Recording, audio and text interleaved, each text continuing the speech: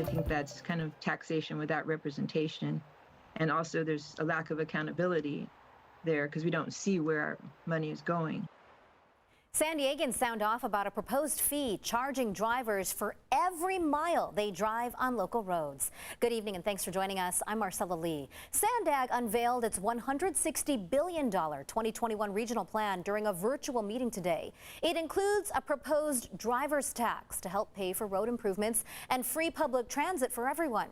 News 8's Shannon Handy has more on the proposal and what happened during this morning's meeting. Shannon? Marcella, this is merely a proposal at this point, so today's meeting was a chance for SANDAG to present this plan and for the public to respond. Now, while there is strong opposition, there's a lot of support as well. It's going to be a huge impact on families who have no other option than to drive. This is our last best chance to address the climate crisis. Dozens of people took part in a virtual meeting Friday to voice their opinions about SANDAG's $160 billion transportation plan, which includes a 4-cent per mile tax for San Diego drivers. I feel that it would punish me, for example, as a driver of a personal vehicle. Small changes like fees of using the road, and I know those can still be punitive, are nothing compared to the kind of change that we will see with climate change that we are seeing.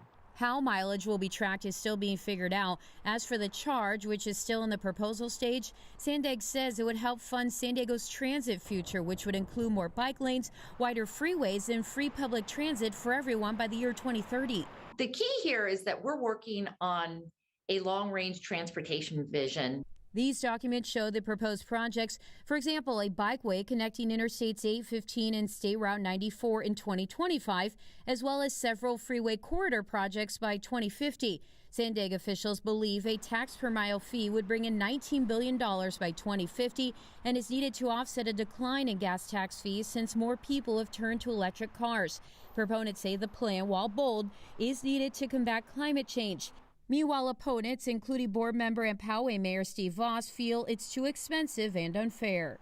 A tax which is going to increase everybody's cost of living, whether they drive or not. SANDAG will vote on this proposal December 10th, but for that driver's tax to actually pass, it would have to go through either the state legislature or a ballot measure, and even at that point, it would not go into effect until 2030.